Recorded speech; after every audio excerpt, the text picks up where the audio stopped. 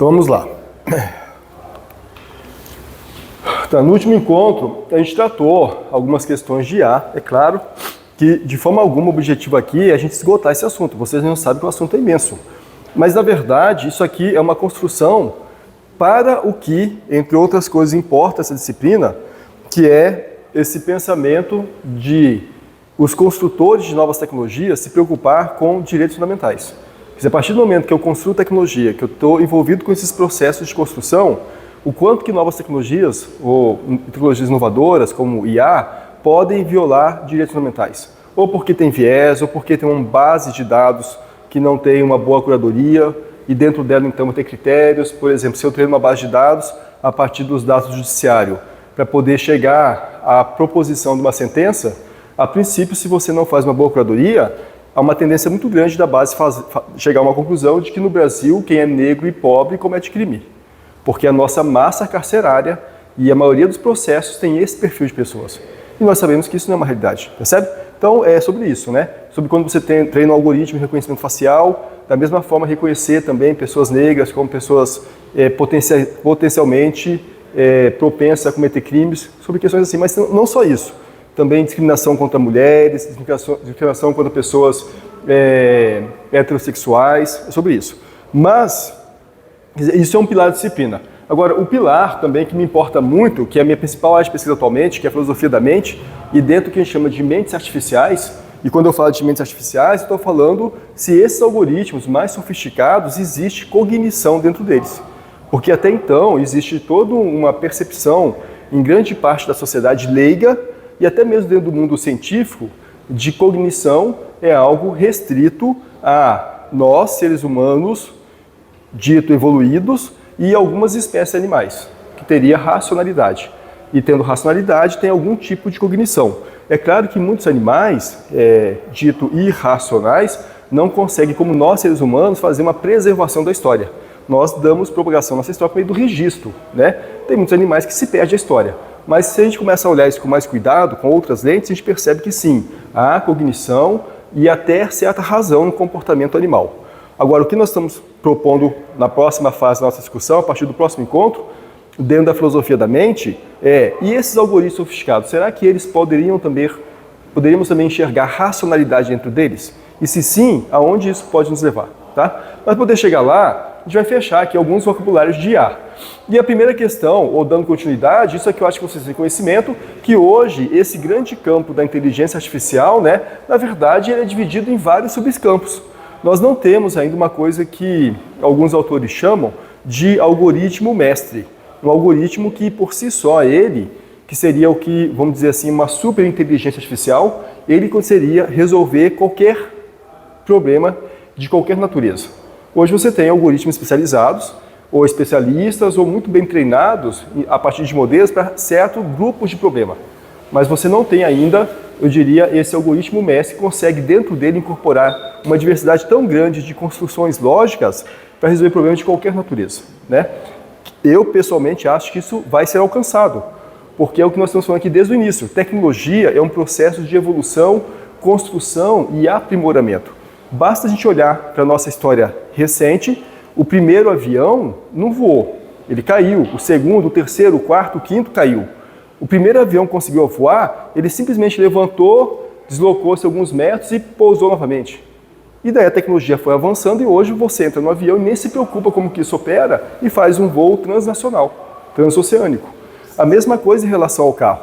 Quando teve a revolução da máquina a vapor, nós tínhamos um mundo totalmente movimentado por tração animal, né, cavalo, boi, essas coisas. Daí começou a revolução da máquina a vapor, você não tinha rodovia, você não tinha autoestrada, você não tinha posto. Eram estradas ou estradelas preparadas para o mundo de carroça. Aos pouquinhos isso foi aprimorando, né? E hoje você entra no veículo e a gente começa a falar já de veículo autônomo. Eu não sei se vocês sabem, mas logo quando foram colocados os primeiros carros em circulação, quem comprava um carro tinha que contratar uma pessoa que ia na frente do carro com a bandeira vermelha, sinalizando que atrás dela vinha um carro. Percebe? Quem comprava um carro tinha que contratar uma pessoa para isso, porque aquilo é uma inovação, as pessoas não estavam acostumadas. As pessoas estavam acostumadas com o mundo de carroça. Daí, de repente, aparece uma máquina ali, com potencial de causar dano a alguém, lesionar, né? Então tinha uma regra, quem comprava um carro tinha que encontrar uma pessoa que ia caminhando na frente do carro com uma bandeira vermelha, para poder sinalizar que atrás dela vinha um carro. Hoje em dia, isso é história. E não é ou não será diferente com a IA, né? Então pronto, então nós temos dentro da IA esses diversos campos, né? Um campo hoje que está na boca de todo mundo é a questão de Deep Learning, esses aprendizados profundos que vai envolver redes neurais mais sofisticadas, mas também uma quantidade massiva de dados.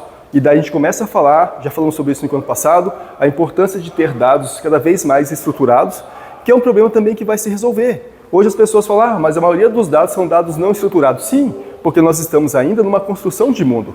Nós estamos diante de uma tecnologia que ela precisa e utiliza dado e vem dando um salto muito grande, que sim, você gasta uma energia imensa fazendo o tratamento de dados, porque você tem dados não estruturados. Mas isso vai se resolver também. À medida que isso começa a ser algo vital para a sociedade, para a indústria, o próprio mecanismo da indústria vai começando a gerar cada vez mais dados estruturados, que facilita o problema, percebe? Então são questões que serão resolvidas, né? E lógico que por trás de cada tecnologia dessa aqui, existe uma infinidade de algoritmos, né? E esses algoritmos, muitas vezes, são especializados para resolver determinados tipos de problemas. Então, quando a gente começar a falar em filosofia da mente, a gente vai conversar um pouquinho aqui sobre o cálculo de distância euclidiana, né? Distância euclidiana é um cálculo que é utilizado para você verificar, por exemplo, a proximidade textual. Você apresenta para um algoritmo vários textos diferentes, sei lá, texto de terror, texto romântico, poemas, e sem que você informe para ele a natureza do texto, e eu acho que vocês compreendem o que acontece aqui por trás disso, né? Ele faz um processo de classificação, usando bag of words, essas coisas todas, e ele consegue agrupar os textos de terror numa caixinha, os textos de romance em outra caixinha, os textos de poesia em outra caixinha. A pergunta é, como que o algoritmo consegue fazer isso? Uma forma de ele fazer isso é por meio de cálculo de distância euclidiana. Agora, a outra pergunta é como que você consegue fazer isso? Como que quando eu te apresento, por exemplo, para o senhor, um texto de terror, 3 textos de terror e um texto de poema, você consegue classificar que aquilo ali é terror ou outro é poema? Pelo sentimento que o texto traz. O sentimento que o texto traz. Mas esse sentimento, ele é criado a partir do quê?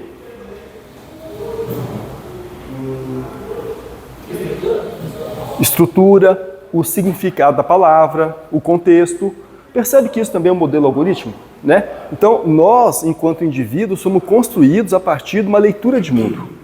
Leitura de mundo a partir de contextos. E essa nossa leitura de mundo, existem vários modelos lógicos que operam sobre isso. Nós vamos falar mais sobre isso quando falar de filosofia da mente. Mas o ponto que eu quero chegar aqui é que essa diversidade de algoritmos aqui que resolvem problemas, né?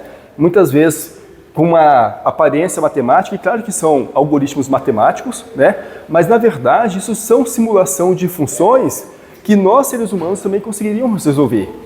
O ponto, eu estou assim preparando um terreno para poder falar de filosofia da mente e introduzindo aqui, o ponto é, se o algoritmo faz, ou se o ser humano faz, o algoritmo também é capaz de fazer. Percebe? Se o ser humano consegue chegar a uma solução, se o ser humano consegue resolver, o algoritmo também consegue resolver. Lógico que daí, e a gente vai aprofundar isso mais à frente, existe toda essa questão filosófica de que o ser humano tem um espaço de um vazio interior, e esse vazio interior é cheio de perguntas, questionamentos, né? Por que eu faço aqui? Para onde eu vou? Por que as estrelas existem? Essas coisas filosóficas da vida que nos coloca assim em estado de reflexão e contemplação.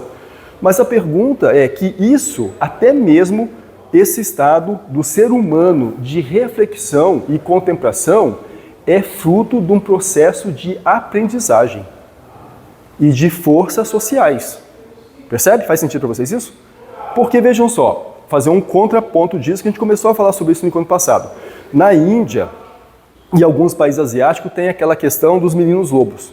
Os meninos lobos são basicamente crianças que nascem, as famílias não têm condições de criar aquelas crianças e elas abandonam aquelas crianças na floresta para que seja devorado por um animal. Essa é a lógica, né? Só que existem algumas matilhas de lobo, por exemplo, que acabam aceitando aquela criança na matilha.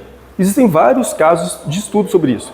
E aquelas crianças, então, elas começam a se comportar como se lobo fossem, tendo o mesmo comportamento, o mesmo hábito da matilha, respeitando a hierarquia da matilha, contribuindo na caça da matilha, percebe?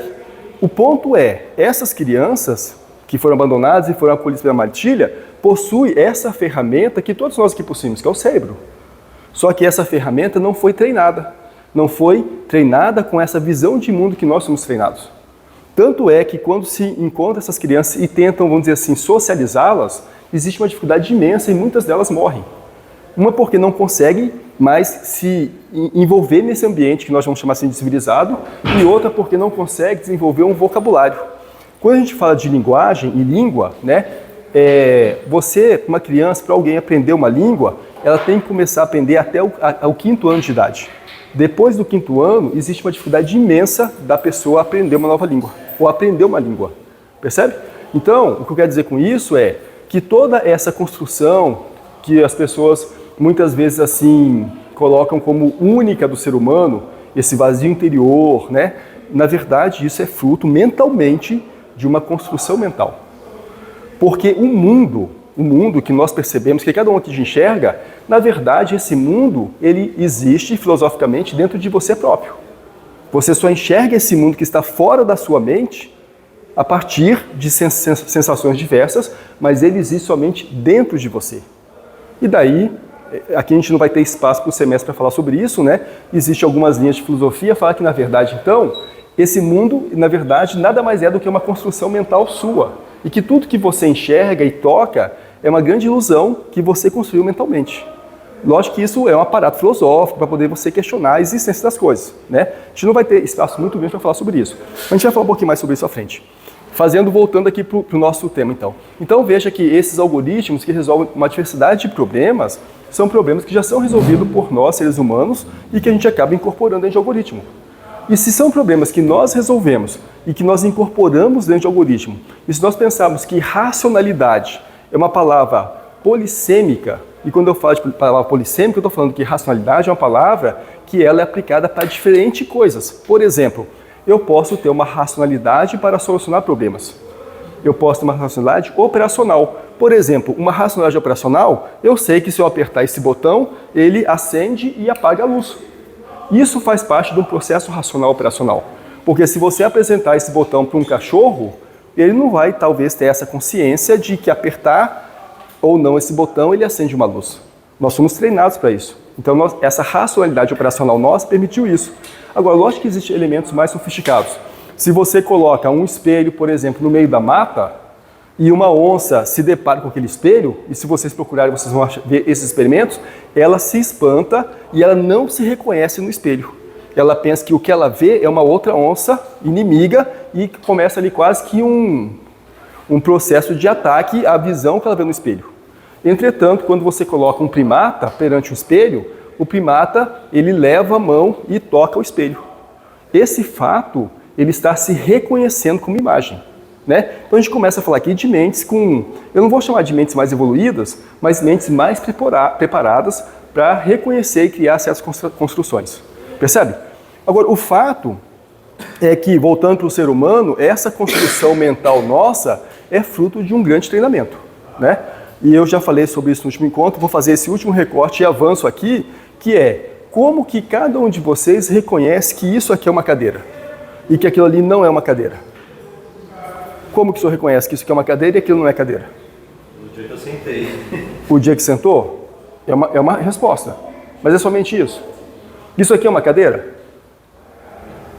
Possivelmente. Percebe? Tem aparência de cadeira, de poltrona, mas tem uma função de cadeira. Aquilo ali tem função de cadeira? O fato é, vocês tiveram que ver todas as cadeiras do mundo para reconhecer esse item, esse aparato como cadeira? Não. Mas vocês foram treinados, percebe? No processo de formação, vocês foram treinados. Ó, isso aqui parece que tem função de cadeira, isso aqui, apesar de ser diferente, tem função de cadeira. E se amanhã você for lá para uma exposição de arte e ver uma cadeira totalmente estilizada, com 2 pés somente, sei o quê, você vai olhar e falar assim, ó, isso aqui não é cama, não é mesa, parece que é uma cadeira. Percebe? Porque a gente conseguiu fazer o quê? Uma abstração desse item cadeira. E eu sei que isso é cadeira, e apesar de eu poder sentar nisso aqui, eu sei que isso aqui não é a função dele sentar. Então isso é uma construção mental, percebe? De abstração. E daí nós temos algoritmos que têm essa capacidade já, né? Então a gente vai poder aprofundar esse pensamento mais à frente. Bom, dentro dessa ideia, aqui é somente a gente resgatar alguns vocabulários, né? Então, a gente começa a falar dessa ideia das redes neurais, e vocês estão aqui, todos acredito que saibam já, né, que as redes neurais artificiais, ela tem uma simulação do neurônio humano. E os nossos neurônios, nosso mapa neural, né, ele tem regiões de especialização. Então, existem certas regiões que são mais especializadas, por exemplo, em memórias emotivas. Então, a gente consegue guardar certas memórias que por alguma razão nos marcaram, né? Outras regiões são mais especializadas em memórias operacionais. Existem regiões especializadas na memória da fala, da linguagem, do vocabulário. Como que eu sei que isso acontece? Ou como que nós sabemos? Porque são feitos experimentos. Então pega-se primatas, vai lesionando certas regiões do cérebro e vendo como que esse primata reage a partir daquela lesão feita no cérebro. E aí a gente vai descobrindo, porque há uma proximidade, como o nosso irmão mais próximo, os primatas, né? Não qualquer primata, né? Existe uma categoria de primatas, né? Que tem uma maior proximidade cerebral com a nossa. Você começa a perceber que certas regiões do cérebro são especializadas. Agora, uma coisa interessante também é que certos neurônios, mesmo sendo especializada, quando nos experimentos retira esse neurônio, por exemplo, que é especializado na audição, e implanta esse neurônio numa outra região, por exemplo, do olfato, gradualmente ele vai se comportando e pegando a característica de um neurônio de olfato. Ou seja, o cérebro tem uma certa elasticidade adaptativa, né? Então, se nós estamos falando que o cérebro tem uma certa elasticidade adaptativa e que essas redes neurais artificiais simulam esse modelo de cérebro, nós podemos chegar talvez a uma conclusão de que sim, nós podemos ter redes neurais artificiais com certa elasticidade adaptativa perante o contexto que apresenta. E a gente enxerga isso, por exemplo, nos modelos de LLM. Os modelos de LLM, que faz uma grande base de treinamento, você usa redes neurais complexas para poder treinar o modelo e a partir da diversidade de coisas que é imputada, ele vai, por algum modelo matemático, chegar a uma decisão razoavelmente certa ou certa. Tudo bem até aqui? Faz sentido? Muito bem. E claro que daí eu vou dar um salto aqui, né? Esses modelos matemáticos aqui, que faz a computação dos pesos dos neurônios ou dos inputs, eles são das mais diversas naturezas, conforme a sua necessidade, né? Então você tem modelos como o sigmoide, que são modelos mais curvos, que ele não te apresenta uma distinção do mundo entre verdadeiro e falso. Uma rede neural nesse modelo, você vai ter verdade ou falso. Você não tem meio termo, né? Ou ele te dá uma resposta, o carro bateu ou não, ou o carro bateu ou o carro não bateu. Agora, quando você tem modelos que te dão uma curva, você começa a ter já a possibilidade de respostas de quase verdade. O carro não bateu, ele quase bateu. Porque você daí começa a ter a possibilidade de cálculos ou de uma infinidade de valores entre 0 e 1. E aí você tem necessariamente não verdade e falsidade, mas possibilidades probabilísticas, né? Então é assim que são criados hoje, em termos gerais, esses novos modelos. E aí você então começa a ter os modelos de multicamadas, né? A primeira rede neural do Perceptron tinha uma camada somente, o neurônio. Hoje vocês sabem que você tem redes de múltiplas camadas com milhares de neurônios, né? Então, é isso. Daí você começa a aumentar essa complexidade, você começa a ter redes neurais com grupos de neurônios especializados, semelhante ao que acontece na nossa rede neural, onde você tem regiões do cérebro especializado, né? Então você tem essa questão. E você avança para redes de altas complexidades. Isso tudo existe.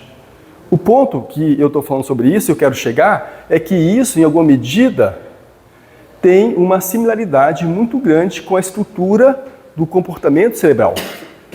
E aqui é sempre importante, quando a gente fala sobre isso, uma distinção do que é cérebro e do que é mente. Cérebro é o hardware, cérebro é o órgão, mente é o software que roda nesse hardware, nessa estrutura, né? E que até hoje nós não sabemos exatamente dentro do cérebro aonde está a mente. Nós sabemos que a mente não está na mão, porque se eu cortar minha mão, eu continuo pensando e não perco minhas ideias. Eu sei que não está no braço, eu sei que não está na perna, mas eu sei que se eu lesionar certas regiões aqui, eu posso perder. Usa o microfone só para a gente poder manter o histórico.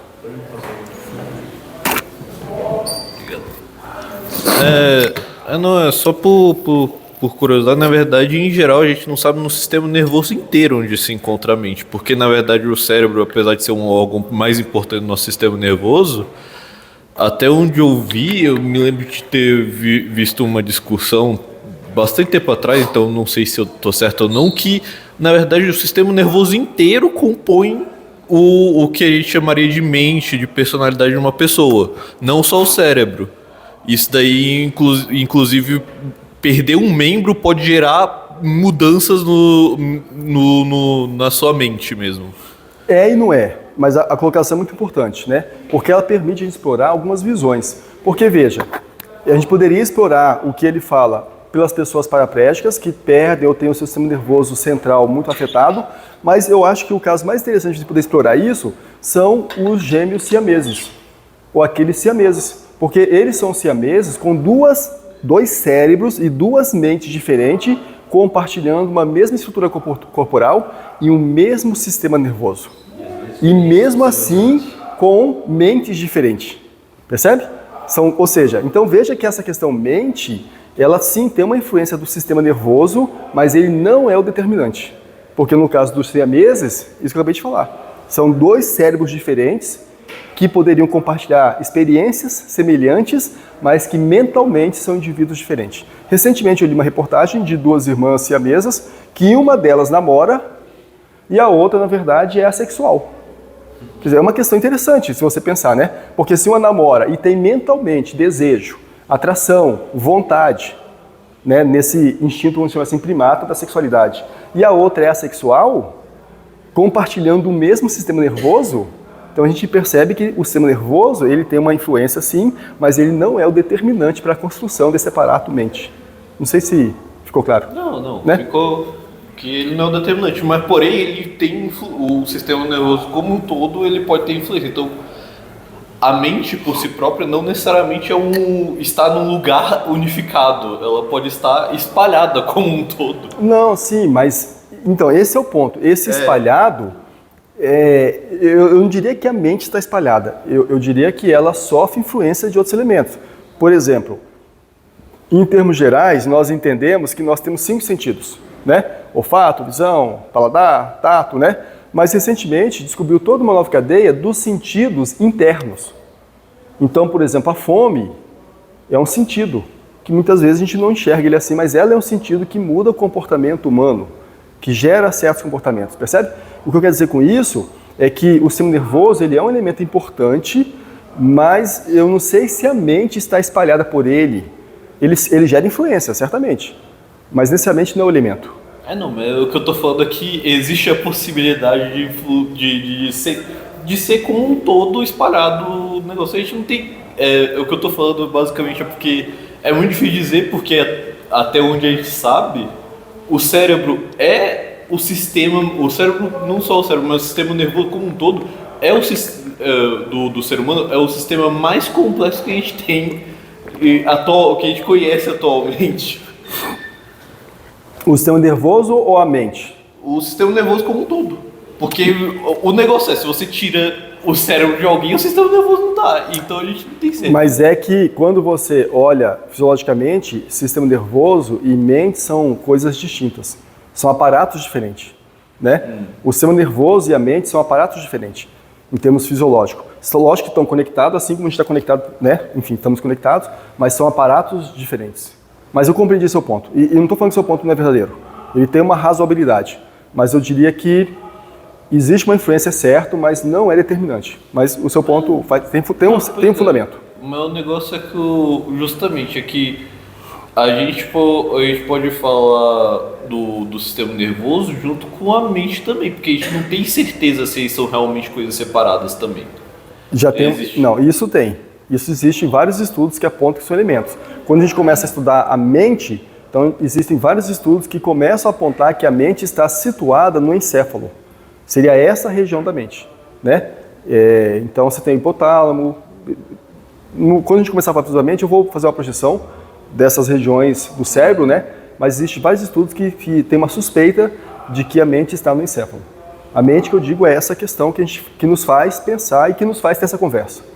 Que nos faz lembrar de racionalidade, construção de argumentos, né? Filosófico mesmo, né? Acho que é Kant, né? Que discute. O Kant? Eu tô tentando lembrar quem é que discute mente primeiro. Kant. Na verdade, Descartes, que ele fala das mentes autônomas, né? E depois Kant faz uma contraposição a Descartes. E aí, Essa discussão filosófica também, né? sim, Descartes tem, mas começa, na verdade, com Descartes. E esse conceito, na verdade, filosofia da mente, a gente vai falar sobre isso quando começar, começa lá em Platão, lá nos gregos. Lá nos gregos eles já pensavam sobre isso. Mas ela se torna ciência possível de estudo e com interesse em estudo mais modernamente. Mas desde lá dos gregos já se fala. Isso se a gente falar da filosofia clássica, pela nossa visão de influência de filosofia europeia. Se a gente começar a olhar a filosofia, por exemplo, à luz das matrizes indianas ou africanas, que inclusive historicamente são anteriores aos gregos, né? Daí é uma outra história de divisão de mundo totalmente diferente, né? Mas eu vou avançar um pouquinho, tá? Bom, então, dito isso, e avançando um pouco mais, o ponto que eu acho importante a gente poder pensar também um pouquinho é porque muitas pessoas, e eu diria que talvez mais a comunidade leiga, mas também dentro da comunidade científica, tem uma desconfiança muito grande da possibilidade desses algoritmos sofisticados terem consciência e cognição, né? Então, um exemplo que eu gosto muito de trabalhar quando se fala sobre isso é esse problema aqui do problema do mapa das 4 cores. Basicamente, esse problema proposto em 1852, ele perguntava qual é a quantidade mínima de cores que eu preciso para colorir um mapa mundi, de forma que você não tenha cores fronteiriças. E a resposta são 4 cores. Agora, como que chegou a essa resposta? Então, a primeira prova foi em 1960, mais de 100 anos depois, e esses caras que fizeram essa prova tiveram a ajuda do computador. E até hoje, nenhum ser humano conseguiu fazer a demonstração matemática de que essa resposta é a resposta certa. Mais 4 cores é a resposta certa. Percebe? Mas até hoje não conseguimos fazer a demonstração matemática. Mas essa resposta só foi conseguida com a ajuda de computadores. O que eu quero dizer com isso é que sim, computadores têm possibilidade, numa interação homem-máquina, primeiro de fazer uma expansão para poder achar soluções de vários problemas. E nós enxergamos isso hoje. Então você tem hoje vários algoritmos que estão conseguindo detectar possíveis compostos químicos para poder enfrentar certos tipos de doenças, né, acelerando esses processos. Mas o fato é que esses modelos, quanto mais treinados e mais sofisticados se tornam, mais, entre aspas, autônomos também começam a ficar, com menor dependência humana, né? Então isso é um ponto de argumento. Bom, quando a gente começa a falar então dessa ideia toda, existem várias preocupações, né? A semana que vem a gente vai falar um pouquinho sobre os modelos lógicos, então eu não vou me aprofundar dentro disso, mas uma objeção também que se tem muito quando se fala da questão de algoritmos terem consciência e cognição, é porque fala que para que um algoritmo ele possa resolver um problema, ele precisa de conjuntos computáveis. E nem todos os conjuntos são computáveis. Então, por exemplo, ou são enumeráveis, né? Se eu pegar, por exemplo, conjuntos naturais, que é um conjunto infinito, apesar de ser um conjunto infinito, ele é um conjunto enumerável. Porque eu sei, por exemplo, se eu começar aqui com os números naturais, asterisco, e eu começo aqui com o 1. Na verdade, nem vou pegar os naturais, asterisco. Vou pegar os naturais. Então, eu começo aqui com o número 0, depois vou para o 1, para o 2, para o 3 e sigo aqui de forma infinita. Se eu começo a falar em enumerar isso aqui, eu sei que esse aqui é o primeiro, esse aqui é o segundo, esse aqui é o terceiro, esse aqui é o quarto. E veja que mesmo sendo um conjunto infinito, nós conseguimos enumerar cada um dos elementos. Agora, o problema que surge ao mesmo tempo que os naturais, olhando dessa forma, é um conjunto infinito e eu consigo enumerar, quando eu entro dentro desse domínio aqui, de 0 e 1, eu tenho aqui dentro uma outra possibilidade infinita. E se eu entrar aqui dentro do 0,01 e o 0,001, eu tenho outra coisa infinita.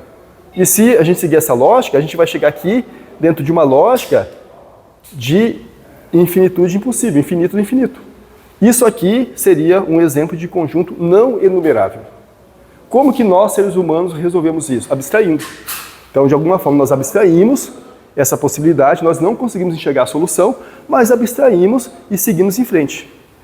Um problema, então, que se coloca é que para que algoritmos pudessem ter consciência, eles teriam que ter essa capacidade de abstração também, que parece que, a princípio, seria uma capacidade unicamente de seres orgânicos. Não vou nem dizer de seres humanos, porque nós temos vários tipos de espécies, animais, que resolvem problemas em até 8ª ordem de complexidade. Quando eu falo de seres diversos que resolvem problemas de até 8ª ordem de complexidade, um exemplo que vocês podem pesquisar é o corvo. Se você coloca, por exemplo, uma garrafa, dentro da garrafa você bota uma semente que ela é apreciada por um corvo. Só que para ele poder pegar essa semente, ele tem que pegar um instrumento que está preso dentro de uma caixa. Isso são experimentos, né, que vocês vão achar muito bem documentado pela ciência. Então o corvo, quando ele vê esse problema, que para ele poder conseguir essa semente, ele tem que primeiro abrir a caixa, então abrir a caixa é o primeiro problema que ele tem que enfrentar. Daí ele tem que pegar a ferramenta, é um segundo problema. Daí ele tem que usar a ferramenta na garrafa, é um terceiro problema. Daí ele tem que derrubar a garrafa, é um quarto problema. Percebe? Então o corvo, por exemplo, consegue resolver problemas de até 8ª ordem de complexidade, resolvendo vários pequenos problemas. Então você percebe que instrumentalmente existe uma racionalidade para a solução de problema. E você tem espécies diferentes que para o mesmo problema resolvem de forma diferente. Percebe? Porque um ser humano, por exemplo, numa situação como essa, ele poderia resolver esse problema com 1 grau de complexidade. Ele pega a garrafa, quebra a garrafa. Quebrou a garrafa, pegou a comida, resolveu. Né? É uma forma de resolver, com 1 grau de complexidade. Mas como o corvo talvez não consiga pegar e quebrar, ele vai usar ordens diferentes de complexidade e consegue resolver. Né? O ponto é, por que a gente acha que algoritmos sofisticados não teriam essa capacidade de resolver problemas de ordens mais complexas? Para mim, é uma questão simplesmente de tempo e treinamento. Né? Então, esse é um ponto. Agora, quando a gente começa a falar desses algoritmos, né, com capacidade, começa a entrar conceitos que muitas vezes parece que são conceitos puramente humanos, que é, por exemplo, um conceito do que é universal. Então, nós, seres humanos, estamos dentro de um planeta Terra que faz parte de um grande complexo de sistemas, de estrelas, e isso é uma questão de visão do mundo, do universal, do todo. A pergunta é, certos animais e algoritmos teriam capacidade de ter visão do universal? Um outro grau de visão é a visão do geral. Por exemplo, todos os seres humanos, se você olhar um ser humano estruturalmente, ele é composto de cabeça, tronco, 2 negócios que vamos chamar de braço e 2 negócios chamados perna. Independe, em termos geral, aonde você olha ser humano, essa é a estrutura do ser humano. Essa é uma questão geral, né? Agora, você tem questão específica. Você tem alguns povos que têm certas características que se tornam específicos. São os olhos azuis, o cabelo mais liso, são povos mais altos, ou mais fortes, ou mais baixos, ou a pele mais escura. Isso são características fenotípicas específicas de cada povo. E você chega na questão do singular. O singular é isso que é único de cada um de nós. A sua vivência, a sua experiência na universidade, na vida, mesmo fazendo o mesmo curso que ele, é diferente. Tanto é que você preferiu hoje escolher o vídeo de camisa branca, calça preta, por qualquer seja a razão, que ele preferiu o vídeo de camisa laranja e bermuda preta, por qualquer razão. Vocês estão na mesma turma, no mesmo horário, no mesmo curso, talvez tenham até a mesma idade, mas por uma questão histórica, familiar, de experiências de vida, você tem algo singular que é somente seu. A pergunta é, será que algoritmos conseguiriam ter isso, algo singular somente deles, mesmo sendo treinado com base de dados diferentes? A gente pode começar a tentar investigar isso. Se você vai lá no ChatGPT e você pergunta uma pergunta específica, talvez a resposta que ele vai te dar para a mesma pergunta que você fizer vai ser diferente. Isso não quer dizer ainda que ele tem singularidade. Talvez porque ele tem lá um perfil seu e a partir das perguntas, pesquisas que você geralmente faz, ele sabe que você quer uma resposta nessa linha e que você quer em outra linha. Mas percebe que a gente começa a falar que, de alguma forma, tem um mecanismo que consegue fazer um aparato de distinção. Né? Então, é isso que é a singularidade. Né? Então, veja que argumentar que algoritmos complexos têm consciência envolve várias e várias lentes de percepção. E para cada lente dela, você vai ter tanto teorias que são favoráveis a isso, como teorias opositoras. Né? Então, a gente vai falar sobre as teorias mais à frente também. Bom, então, eu estou falando aqui ainda da construção, já a gente está se aproximando assim, da teoria da mente, né, aos pouquinhos, mas existe um pesquisador, um pensador chamado Peirce, que é o criador da semiótica. A semiótica é uma disciplina que fala como que nós aprendemos, né? Como que é o processo de aprendizagem. E para quem tiver interesse sobre esse tema da aprendizagem, existe um livro do Platão chamado Teteto, não sei se alguém já leu. O Teteto é um livro, é um diálogo de Platão, como todo diálogo, né, que ele conversa com um rapaz chamado Teteto, um jovem, e ele vai falar sobre a construção de como que se aprende, como que nós aprendemos, qual que são os mecanismos que fazem com que nós aprendemos algo. E aí ele vai conversando com o Teteto para poder descobrir o que é aprendizagem, o que é verdade, o que é falsidade. Mas o fato é que Peirce, ele fala que nós fazemos uma leitura do mundo, né? E a leitura do mundo, ela é construída a partir dessa relação do signo, o objeto e o interpretante. Então nós somos o interpretante de uma leitura de mundo, por meio de signos, cadeira, mesa, computador, né? Que esses signos são representação de objetos. Sim. E quando a gente começa a falar sobre isso, daí a gente poderia botar nessa mesma teoria do Peirce, a visão de Lacan, que é nós, seres humanos, nunca conseguimos alcançar a realidade do mundo. Nós enxergamos o real do mundo, o real, por meio de símbolos, constrói o nosso imaginário. Mas é impossível para qualquer um de nós enxergar ou alcançar a realidade do mundo.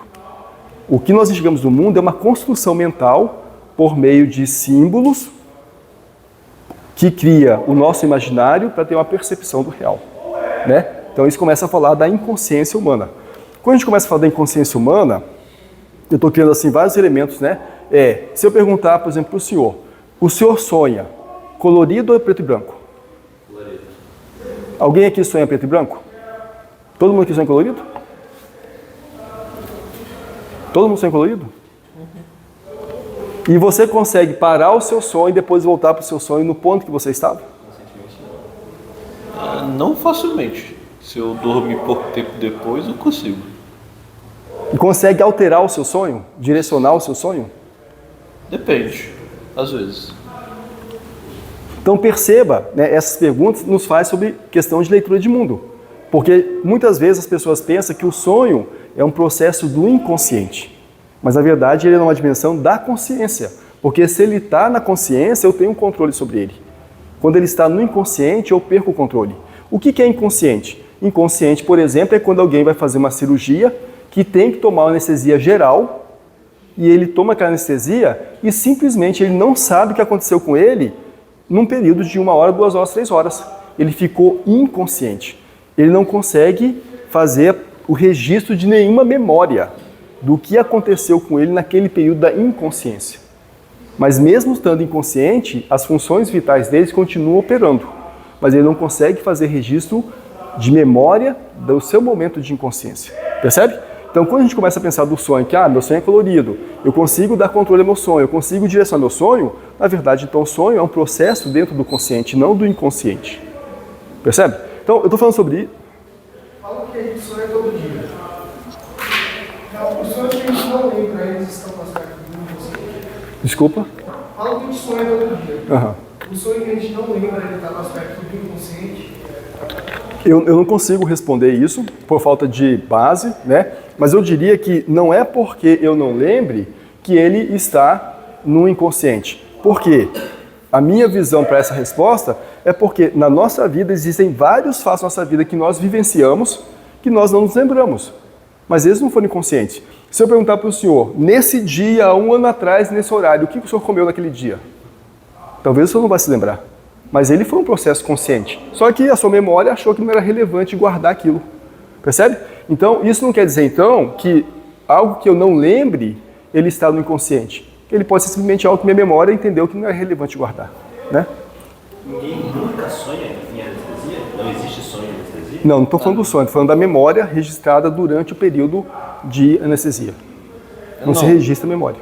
Eu queria falar algumas coisas que eu já ouvi. Primeiro é da pessoa que realmente consegue controlar o sonho dela. Uma coisa que eu já ouvi de pessoas que faziam isso com bastante constância era justamente o problema que elas não descansavam. Porque o cérebro dela estava ativamente fazendo decisões e coisas do tipo. E outra coisa é, por exemplo, um pesadelo. Eu desconfio que as pessoas não querem, não é uma decisão consciente o pesadelo, sabe? É uma coisa consciente, tanto é que muitas vezes o que eu já ouvi, que que existem pesquisas, né? Eu nunca peguei para ler um papel, um artigo sobre isso, mas o que eu já ouvi é que os sonhos são uma forma, na verdade, que o cérebro usa para processar algumas informações, e muitas informações os quais você não quer processar enquanto você está acordado. Inclusive, uma das formas de pessoas que têm muitos pesadelos, eu tenho um amigo que tinha muito pesadelo, de ter menos pesadelo, é pegar e antes de dormir ativamente buscar aquela coisa que ele tem medo e pensar ativamente nessa coisa para não precisar ter o pesadelo, sabe? Então é consciente o sonho? Eu não sei. Não, então, essa é uma questão. Na verdade, várias teorias vão falar que o sonho... Eu tenho uma colega que está fazendo doutorado dela na USP, o tema dela chama-se sonho lúcido, né? É o tema de pesquisa, né? Que o sonho é um processo dentro do consciente, percebe? Ele não é um processo inconsciente. Agora, o que é inconsciente? Então, vou tentar dar um exemplo. Quando eu comecei a programar computadores, há anos atrás, vocês todos talvez nem fossem nascidos, eu trabalhava em mainframes com terminal burro. Terminal burro é um terminal que não processa, né? Ele é só ligado no mainframe. Então eu era programador, programava em COBOL, e muitas vezes, enquanto programador, eu estava lá pensando e tinha um problema que eu tinha que resolver, eu não conseguia resolver naquele momento, problema lógico, né? E vocês já sabem, né, a resposta, né? Daí, de repente, eu estava em casa, cara, de madrugada, dormindo. Puta, é isso. Ou seja, inconscientemente, a minha mente estava trabalhando aquele problema. Só que naquela época o problema era que porque daí eu não conseguia dormir mais. Então eu tinha que de madrugada sair de casa e ir até o CPD para poder codar aquilo e falar, cara, resolvi e voltar para casa para dormir. Hoje em dia, quando isso acontece, você levanta, pega o smartphone, nem levanta da cama, joga ali aquele trecho de algoritmo e resolvi, vou dormir agora. Né? Então, processos inconscientes são esses processos que não estão operando em processo de vigília, porque a vigília estamos acordados. O sono você está dormindo, né? Mas mesmo quando você está dormindo, a mente está processando uma série de elementos de percepção ambiental. Por exemplo, você está dormindo e você começa a sentir frio. Necessariamente você não vai acordar se tem um cobertor próximo a você. Você, de alguma forma, você pega e puxa aquele cobertor para poder te proteger. Então, ou seja, mesmo dormindo, né, nesse processo de não vigília, a mente está fazendo uma leitura ambiental também, percebe? Ou com aquelas coisas como, por exemplo, quando você nota ou tem um sentimento de que alguém está te olhando e você não está olhando a pessoa, está de costas, mas dá aquela sensação de você olha e de repente tem alguém te olhando, você, caramba. Então veja, existe uma leitura de vários elementos, né? Então tem coisa aqui que eu não consigo responder porque está muito no campo da psicologia, mas dentro do que eu já li, eu acho que dialoga um pouco isso, né? Muito bem. Então daí a teoria do Peirce vai falar então dessas construções de vários signos, né? E aí a gente entra no modelo de lógica plural, ou seja, nós seres humanos resolvemos o mundo ou interagimos o mundo, na verdade, por meio de vários modelos lógicos. E claro que esses modelos lógicos, eles têm, vamos dizer assim, limites para, vamos dizer assim, não transbordar elementos de uma racionalidade para outra. Por exemplo, se nós estamos aqui, eu ri porque eu vou fazer um exemplo que vocês devem ter visto já, que dialoga com essa questão do transbordar da lógica, né? Se nós aqui estamos conversando sobre esse tema, né, então nós estamos aqui dentro de uma, vamos dizer assim, de uma esfera de pensamento lógico que não está transbordando para outra esfera que é, por exemplo, eu estou achando que eu vou ficar gripado. Eu estou sentindo minha garganta coçando. Mas eu não estou, ao tempo que eu estou conversando sobre isso, de repente eu entro com essa lógica de, minha garganta está coçando e volto para o sonho, para o tema que a gente está falando, percebe? Então, a nossa racionalidade, ela vai operando dentro de esferas que ela não ou nos protege de certos transbordamentos. Algumas pessoas que têm alguns distúrbios não conseguem fazer isso, e aí você começa a ter memórias desconexas, que as pessoas vão falar das IAs, que é esse tema que as pessoas falam, como é que chama, de alucinação de IA. Né? A IA alucinou. Uma alucinação, então, seria isso, quer dizer, dentro de uma certa esfera de racionalidade, ela transborda e alucinou. Existe na internet, aí vocês vão achar isso facilmente, acho que um cara fez, tipo, esse negócio de trend, ele começa a conversar com alguém e fala assim, não, mas quanto que é a pizza? Daí o cara fala, não, mas eu quero de 2 metros, porque lá em casa, o quarto... Não, é porque a bolsa é de couro. Então veja que é uma construção de lógica, de transbordamento de raciocínio lógico. Quer dizer, para o cara, lógico que ele está fazendo isso conscientemente brincando, e a pessoa que está no diálogo fica, por exemplo, esse cara falando do quê? Quer dizer, né? Então veja que a nossa racionalidade, ela tem umas esferas de proteção.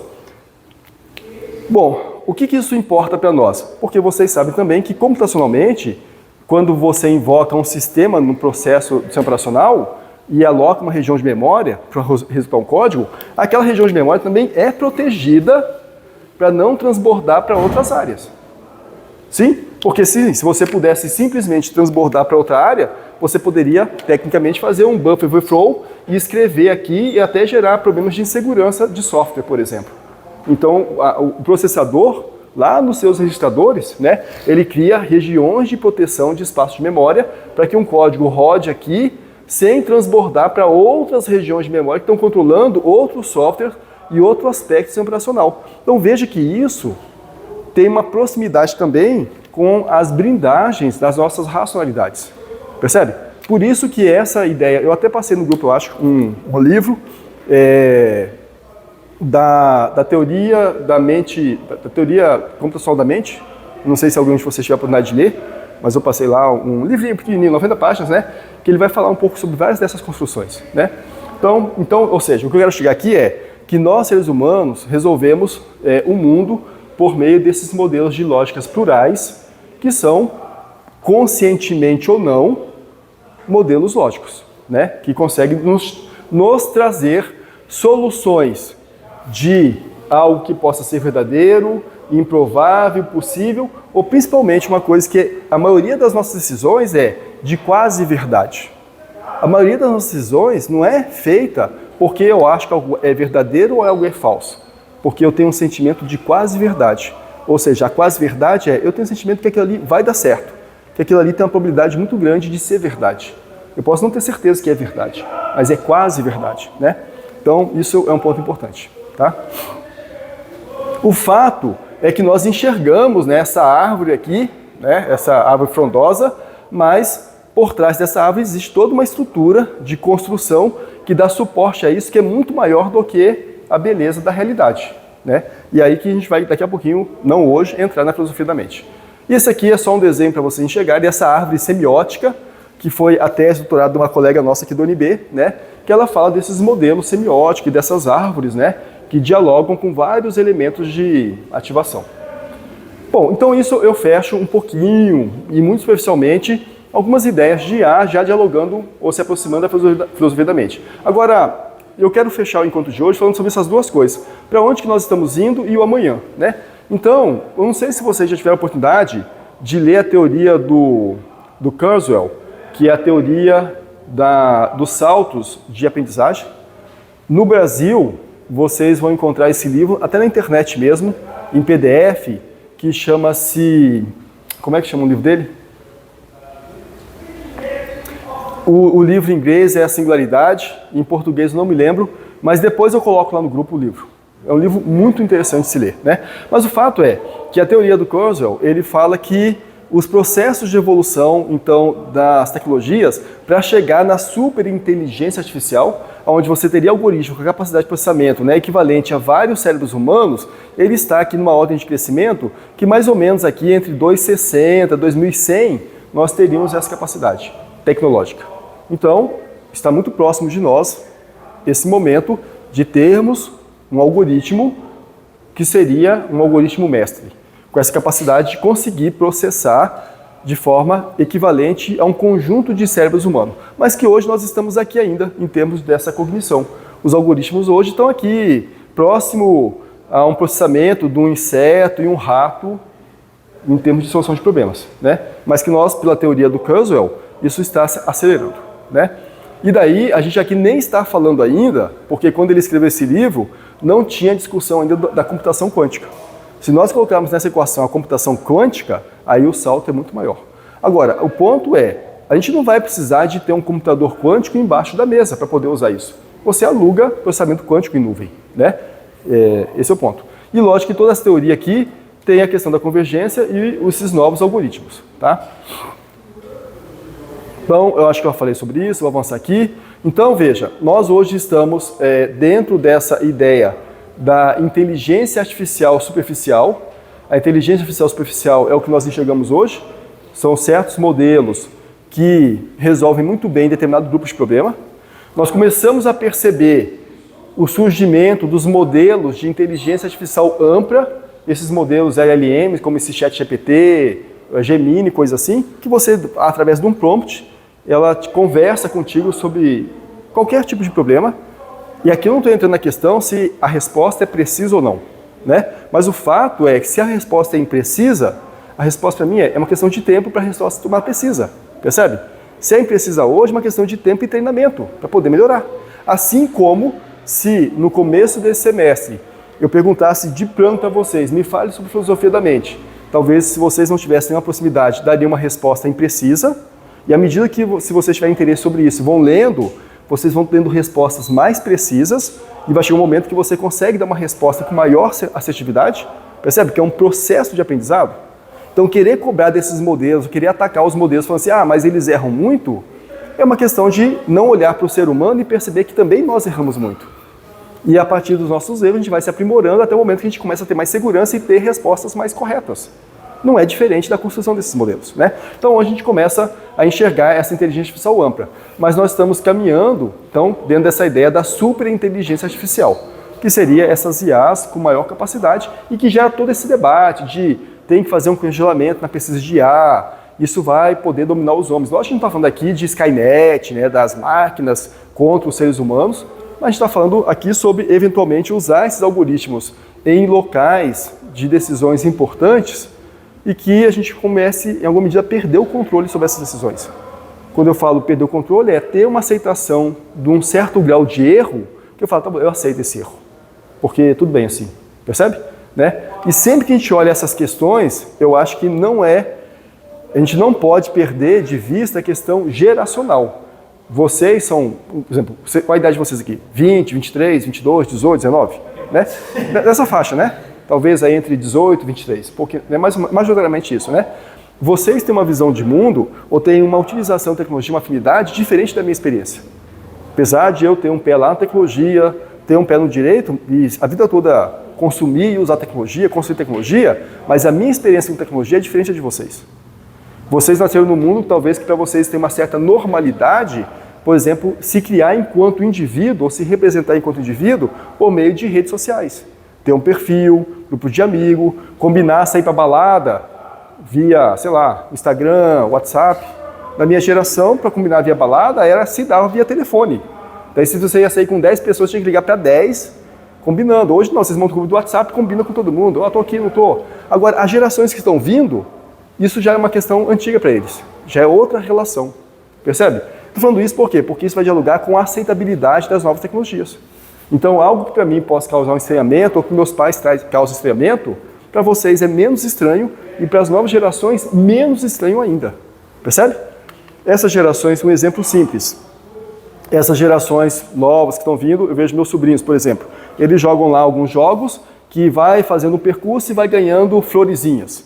Então, conseguiu 100 flores, com 100 florezinhas, ele troca 100 flores por um personagem, uma máscara, um poder. O que está sendo treinado para eles? Por uma relação de consumo que não depende de dinheiro cártula, onde você faz toda a transação e pagamento por meios digitais.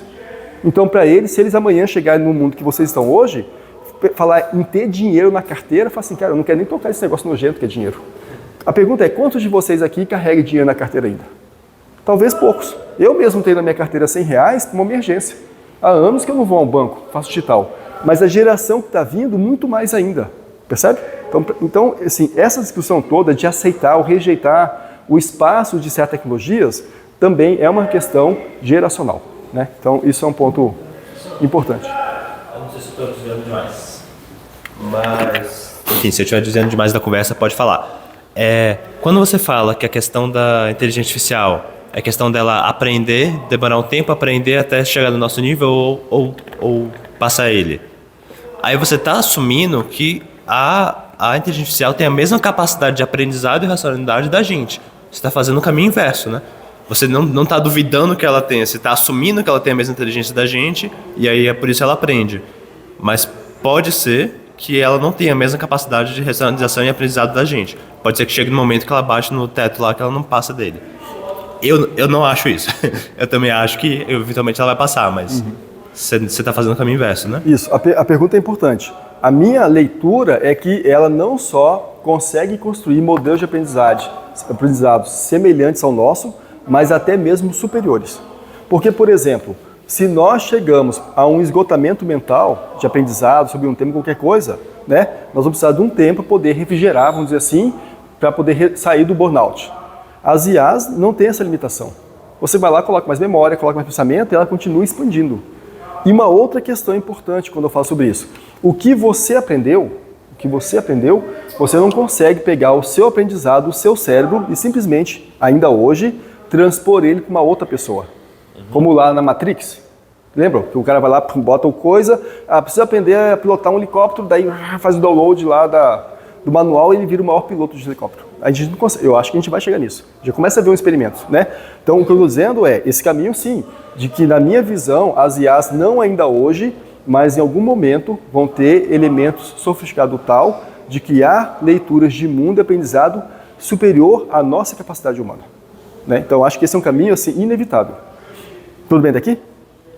Este caminho, eu vou fazer um parênteses aqui, né? Eu já falei sobre isso aqui, mas vou reforçar novamente isso. Ele dialoga, filosoficamente, com uma coisa que chama-se as feridas narcísicas dos seres humanos. Eu já falei sobre isso, as feridas narcísicas, né? Mas, basicamente, essa teoria das feridas narcísicas é que o homem tem 4 grandes feridas narcísicas. A primeira ferida narcísica do homem é que lá nos primórdios, o homem achava que a Terra, e ele, homem, era o centro do universo. E daí vem Copérnico, com a teoria helocêntrica, e fala, não, na verdade a Terra é simplesmente um grão de areia que está dentro de um sistema muito maior e a Terra não é o centro do universo. Essa foi a primeira ferida narcísica do homem. A segunda ferida narcísica do homem daí é que o homem achava que ele era imagem e semelhança de Deus. E aí vem Darwin e mostra que não, existe um processo de evolução, de proximidade, e o homem, na verdade, é fruto de um processo evolucionista, para quem acredita nisso. Eu acredito. Tem outros que não acreditam e eu respeito. Tudo bem? Essa foi a segunda ferida narcísica. A terceira ferida narcísica, superada a segunda, é que o homem achava que ele tudo sabia e que ele tudo compreendia. Aí vem Freud ou Freud e fala, não, existe uma coisa chamada inconsciente, que o homem não se conhece e o homem não se domina. O homem conhece muito pouco dele próprio. Essa foi a terceira ferida narcísica. E me parece que agora nós estamos diante da quarta ferida narcísica, onde o homem pensa que somente ele tem capacidade de criativa e racional. A gente começa a ver uma tecnologia criada pelo próprio homem que mostra que não, pode ter outros elementos, como mentes artificiais com capacidade superior ao homem. Então esse receio de falar não, é impossível, me parece que ela dialoga muito com essa ferida narcísica. O homem, dentro do seu narcisismo, achar que somente ele é capaz de estar nesse patamar superior de racionalidade de criação do mundo e construção de mundo. A gente começa a perceber que não, que de repente tem outras coisas que podem fazer isso. Então é essa a lógica, tá? Então nós falamos então, né, você tem vários tipos de algoritmos.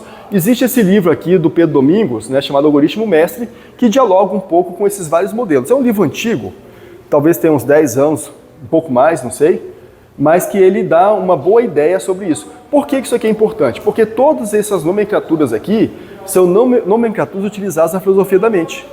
Então, existem teóricos, né, que vão falar sobre a mente evolucionista, a mente conexionista, o fisicalismo, né, essa dimensão mente e cérebro.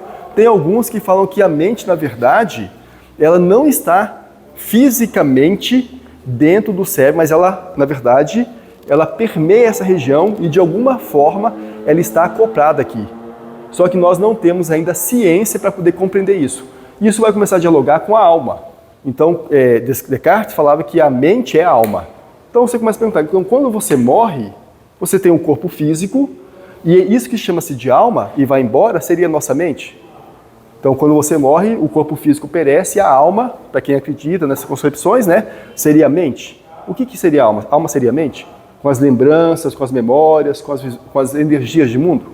Então perceba que quando você começa a aprofundar essa discussão, inevitavelmente você acaba tendo assim, um tangenciamento a questões filosóficas dentro da religião e das crenças de cada um sobre a sua existência no mundo, né? Então é isso, tá? Bom, daí eu já falei a questão aqui da ontologia em algum momento, né? Então a questão aqui da semiótica aqui, mas a ontologia da computação, que é esse modelo que cria, né? Essas visões de mundo, qualquer coisa, objetos concretos, animados, pessoas, animais. Então veja que o modelo ontológico, existe a ontologia com O maiúsculo, que é a ontologia da filosofia, que vai falar do ente, né? Não doente, do ente, né? Dentro da filosofia, então, ente é tudo que permeia o mundo. Isso aqui é um ente, esse pincel, o quadro é um ente, nós somos um ente, cadeira é um ente. Agora, esses entes têm relações com o mundo, né? Então, isso é a ontologia do ser humano.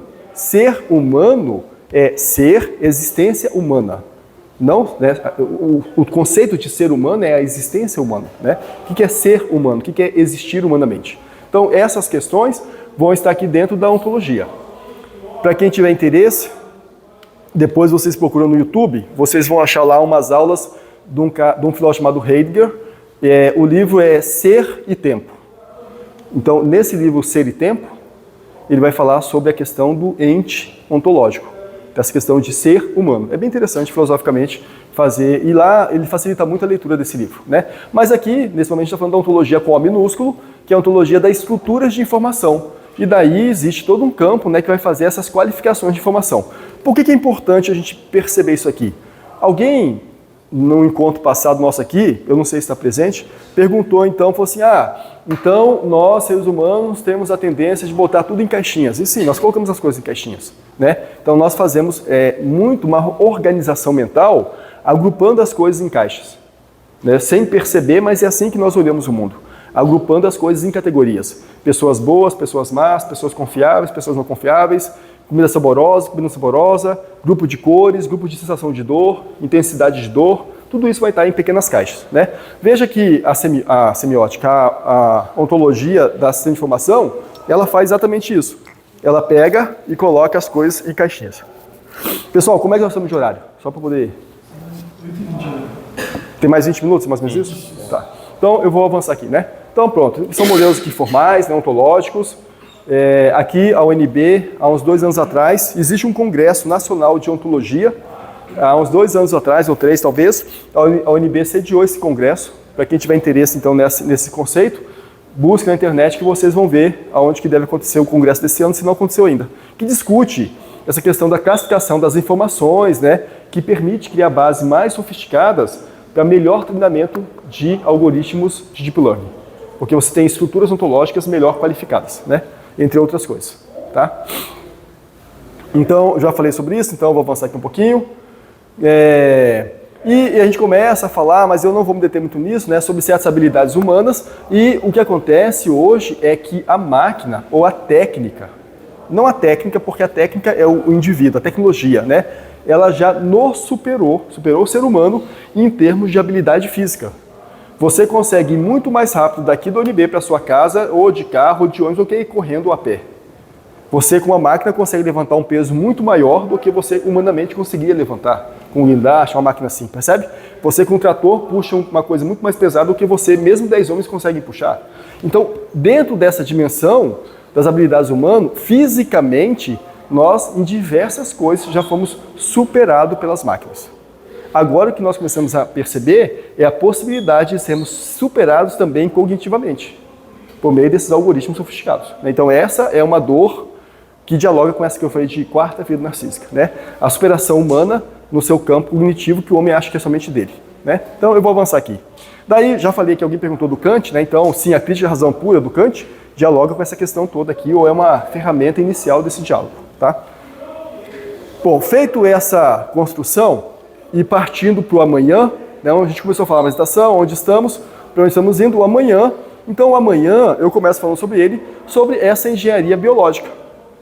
A engenharia biológica são tipos de ferramenta que muda o comportamento humano ou o comportamento orgânico por meio da engenharia biológica. Exemplo, isso aqui é um coelho verde que foi criado por um artista brasileiro que contratou num laboratório francês para criar um coelho verde. Esse laboratório pegou a estrutura de uma alga marinha, fluorescente, misturou com um coelho e nasceu um coelho fluorescente. Isso aqui é fato. Esse coelho ficou preso, porque houve entendimento que houve ali uma violação de uma ética biológica e o coelho não pôde entrar na exposição que o artista se propunha. Mas o fato é que você tem uma mudança do coelho por meio dessa mistura. Vocês talvez, não é da época de vocês, mas da Dolly, ou um coelho que tem uma orelha. Mas mais do que isso, eu vou dar um exemplo. Quando eu tinha 12, 13 anos, mais ou menos, 10, 11 anos, sei lá, eu me lembro que saiu no Fantástico o primeiro bebê de Proveto. Era a primeira criança que tinha nascido por meio de inseminação artificial. Cara, aquilo na época, se vocês procurarem no YouTube, talvez vão até achar essa reportagem. Era assim uma coisa tipo, caramba. E daí tinham várias questões. Eu me lembro como se fosse hoje essa matéria. Uma pergunta que faziam: será que o bebê de Proveta vai ter uma crise existencial? Porque ele nasceu de um processo de inseminação artificial, né? E não vai saber quem era o seu pai. Daí tinha vários debates sobre isso. Cara, hoje em dia um casal que tem dificuldade em engravidar vai quase que na farmácia da esquina, faz um tratamento e engravida. Então perceba que essas mudanças da engenharia biológica já estão ao nosso alcance na farmácia. Se a pessoa tem depressão, ela tem um medicamento, ela vai lá, toma o medicamento, muda alguma coisa orgânica, né? E ela reduz aquela ansiedade, dor de cabeça e as várias coisas. Então essa engenharia biológica já está dentro das farmácias, está ao nosso alcance. Mas que em algum momento foi uma questão, né? Aí nós temos a engenharia ciborgue. A engenharia ciborgue, né, são esses modelos, então, de pessoas que usam certos aparatos para poder resgatar movimento. Esses dois casos aqui, esse caso aqui é de um militar que era especializado em desarmar bomba, e ele foi desarmar a bomba, lógico, pela imagem vocês imaginam, né, que não deu certo, e ele perdeu os dois braços. E aí foi feito aqui um implante nele, né, e ele retoma a mobilidade. Esse senhor aqui, eletricista, foi fazer manutenção numa rede elétrica e não deu muito certo também, e ele teve os dois braços torrados nessa manutenção. O ponto aqui da engenharia ciborgue é que esse dispositivo que ele utiliza, no YouTube vocês vão achar o vídeo dessa pesquisa, todos esses sensores aqui são manipulados e acionados por meio de algoritmos de IA. Então, é colocado nele, ele veste isso aqui como se fosse, sabe aquelas roupas de futebol americano que tem aquelas ombreiras assim? Então ele veste esse equipamento, sem nenhuma cirurgia, esses sensores conseguem captar certos tipos de percepções mentais e ele consegue acionar o braço e pegar as coisas. Um dos maiores desafios, vocês vão ver isso lá no vídeo, se vocês forem atrás disso, é que ele consegue pegar um ovo sem quebrar o ovo. Porque isso seria um tipo de refinamento exclusivo do ser humano, de ter esse tato delicado. Eu consigo pegar um objeto, o ovo, sem quebrar. Que a força que a gente coloca é diferente de você pegar um lápis para poder escrever, ou a força é diferente de você pegar isso aqui para poder abrir a porta, percebe? Então esse calibrar de força fina, né? Esse modelo aqui consegue implantar para esse senhor. Né? Então essa é a engenharia ciborgue, né? Agora, quando nós unimos essa engenharia ciborgue com essa engenharia biológica, nós temos um conceito, esse conceito existe, chamado transhumanismo. E o transhumanismo é representado por esse H+. Esse H+, é o transhumano. O transhumano são essas pessoas que são frutos, né, da união dessas duas engenharias, a engenharia biológica e a engenharia ciborgue. Exemplo de questões éticas que isso nos gera. Por exemplo, nas Olimpíadas, você tem pessoas paralímpicas que usam aquelas próteses porque perderam as pernas, né? Vocês sabem que esses atletas, eles têm, em termos de velocidade, desempenho maior que os seres humanos. Por exemplo, na corrida de 100 metros, os atletas que usam prótese têm tempo menor do que os atletas 100% humanos. Tanto é que eles são proibidos de competir na mesma competição. Percebe? Parece que é um tipo de vantagem. Pelo menos para a competição pode ser uma vantagem. O cara pode não ter a vantagem porque à noite com a namorada dele, deita com a namorada, né, coloca o pé, não vai ter a sensação de encostar o pé da namorada ou do namorado. Né? Então, por esse lado, é uma desvantagem. Mas, por outro lado, se a gente pensar que uma definição de inteligência é você usar da melhor forma os recursos para sobreviver, nesse aspecto, numa competição de fuga ou de corrida, ele tem uma vantagem. O fato é que hoje já existe o transhumano, né, que é exatamente representado por esse H+, que é essa união da engenharia biológica com a engenharia ciborgue. Agora, nós estamos diante de uma coisa que chama-se o pós-humano. E esse conceito de pós-humano também já existe, né? O conceito do pós-humano é quando você tem esta união do biológico com o ciborgue e essa vida inorgânica. Então, essa vida inorgânica, por meio das IAs, você tem o pós-humano. Se vocês procurarem no YouTube, vocês vão achar esse livro aqui e o filme, O Escafandro é Borboleta. Essa pessoa é aquela síndrome que a pessoa vai perdendo todos os movimentos e no final ela consegue movimentar somente os olhos e ela morre porque daí nem o pulmão mais consegue ter racionalidade, não, sistema nervoso para poder movimentar, né? Chama-se síndrome do encarceramento. A pessoa vai morrendo porque ela vai perdendo os movimentos. Isso é um caso registrado. Esse caso especificamente aqui, que se vocês procurarem vocês vão achar o resultado final, a pessoa escreve um livro simplesmente por meio de leitura de ideação mental. Ela consegue escrever o que ela está sentindo, representando. No primeiro momento, desenvolve um alfabeto por meio de piscadas, né? Então tem uma pessoa, isso aqui eu estou dando spoiler, vamos dizer assim, isso é um caso real, concreto, né? Mas estou dando alguns spoilers. No começo ela se comunica porque uma das fisioterapeutas que trabalhava com essa pessoa desenvolveu todo o vocabulário por meio de piscadas. Então fazia uma piscada, era o A, B, e daí ele conseguia se comunicar com essa pessoa e ela ia escrevendo. Mas chegou um momento que nem mais isso ele conseguia fazer, então ela tinha que colocar colírio no olho dele para não ter o resfriamento da cola e ficar cego, né? Mas daí, com meio desse capacete, ele consegue manter um contato ainda, ou seja, a pessoa está aprisionado. Por isso que a questão do sistema nervoso central, percebe? Ou seja, o sistema nervoso central dele foi totalmente afetado, porque ele foi gradualmente perdendo a funcionalidade, até que chega um momento que ele não consegue nem mais piscar, e nem mais o pulmão funciona, porque o sistema nervoso foi totalmente comprometido. Mas a mente continua ativa, plenamente ativa, independentemente do sistema nervoso. Por isso que eu estava naquela objeção que estava falando do sistema nervoso, percebe? Essa síndrome do encarceramento é uma síndrome que vai degenerando o sistema nervoso. E no final a pessoa morre porque nenhum mais órgão dela consegue funcionar. E daí, como ela não consegue mais respirar, há uma paralisia total, né? Mas a mente permanece até o último momento ativa, né? Então, isso é uma questão importante. E dentro dessa questão, então, existem várias teorias, né, e conceitos, né? Então, essa época da pós-humanidade, você tem os androides, que parte dele é biológica, né, prevalece, e você tem os ciborgues, né, onde o corpo é uma plataforma. Aí vocês vão começar a lembrar de coisas como Robocop, que seria um pouco de ciborgue, ou para quem gosta de ler de ficção distópica, você vai ter esses filmes de Caçador de Androides. Sim? Caçador de Androides? Todo mundo conhece? Acho que sim, né? E daí eu vou fazer um parênteses aqui. Há 2 anos atrás, sei lá quando, uma madrugada dessa, eu conversando com uma dessas IA generativas, né? Eu fiz a pergunta, que é o subtítulo do filme, né? Do Electric Dreams. Hã? Do Electric Sheep Dream. É essa? Isso, exatamente. Né? Ovelhas elétricas. Androides sonham com ovelhas assassinas. Né? Então eu perguntei, androides sonham com ovelhas assassinas? E lá, lógico, que é um modelo treinado, né? Começou a responder, olha, isso faz parte de uma ficção distópica, não sei o quê. E daí eu entrei, lógico, na conversa da mente, né? E o ponto é que é um tema tão específico esse tema que a gente está conversando aqui, mas que mesmo assim o modelo generativo consegue conversar com uma certa precisão. Percebe? Porque é um tema, por exemplo, se eu for conversar com alguém dessa sala aqui ao lado que não está se aproximando desse tema, talvez não consiga nem ter vocabulário para conversar sobre isso. Então quando eu falo de aprendizado, essas coisas, é coisas como essa, né? Muito bem. Então, quando a gente fala de pós-humanidade, é essa preocupação, então, né?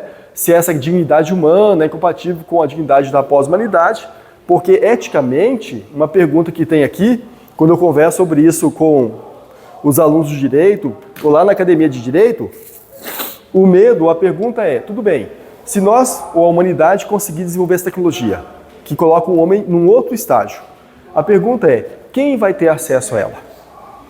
Porque se eu tenho uma tecnologia que coloca o homem no outro estágio, deixando esse homem mais aprimorado, uma interação profunda homem-máquina, e eu não consigo tornar essa tecnologia disponível de forma ampla, nós vamos ter 2 categorias de seres humanos. Os seres humanos aprimorados, que têm todo esse arcabouço, e aqueles que não têm. E que daí, por não terem, vão ficar totalmente defasados. Hoje, vocês sabem que nós já temos isso existente. Eu não sei se vocês conhecem Bourdieu, alguém que já leu sobre Bourdieu, é um antropólogo, né? O Bourdieu, só para fazer um parênteses aqui, ele fala sobre os capitais. Então ele fala que nós temos, por exemplo, capitais intelectual, né? Então veja, uma criança que nasce numa família com mais recursos financeiros, ela tem um capital intelectual totalmente diferente de uma família que nasce uma criança que nasce numa família com menos recursos. O que é esse capital intelectual? Ela vai ter mais experiências, ela vai viajar pelo mundo. Então, quando ela chega aqui na universidade, por exemplo, ela já chegou com um capital intelectual de experiência de mundo muito maior do que um capital intelectual daquele que nasceu numa família sem tantos recursos, que teve que lutar muito mais para poder chegar aqui. Percebe? Então, isso vai falar dos capitais. E aí você tem capital político, porque essa pessoa talvez tenha influência. Então, eu, por exemplo, quando cursei Direito, eu tinha vários colegas que saíram da faculdade já advogando no escritório do pai, que era ministro de qualquer tribunal desse. Eu tive que construir meus clientes um a um. Perceba que ele saiu com capital político muito maior do capital que eu tinha. Percebe? Quando a gente começa a falar sobre isso, olhando a teoria de Bourdieu, né, mas falando sobre esse homem aprimorado dentro da pós-humanidade, a preocupação é quem vai ter acesso a essa tecnologia? Quem consegue ter acesso? Será que isso vai estar acessível a qualquer pessoa com facilidade? Né? Porque senão você vai ter humanidade com duas categorias diferentes. Aqueles que têm acesso e conseguem se aprimorar e aqueles que não vão ter acesso. E daí vão ficar relegados a uma categoria inferior. Né? Então essa é uma discussão ética sobre o uso de tecnologia. Dentro dessa preocupação ética, existe esse site chamado Future of Life, né, que se preocupa, aqui está o nome de algumas das pessoas de renome, né, então com essa preocupação das IA generativas ou do uso da IA na sociedade, sobre o risco que oferece a humanidade, existe então várias e várias pesquisas com dinheiro aqui, bom dinheiro, né, que ó, essa aqui ó, tem $1.500.000, né, para pesquisar isso aqui, ó, esse Strategic Research Center for Artificial Intelligence. Ele tem lá, recebeu lá uma verba de $1.500.000 para poder pesquisar a ética e IA, porque isso é uma preocupação real. Então, para fechar essa ideia aqui, a gente está então sobre esse dilema do Frankenstein. Eu não sei se vocês leram Frankenstein, mas para quem leu sabe que esse monstro não tem nome. No livro ele é chamado A Coisa, né? Frankenstein é o nome do cientista que construiu a coisa, né? Mas ele não tem um nome.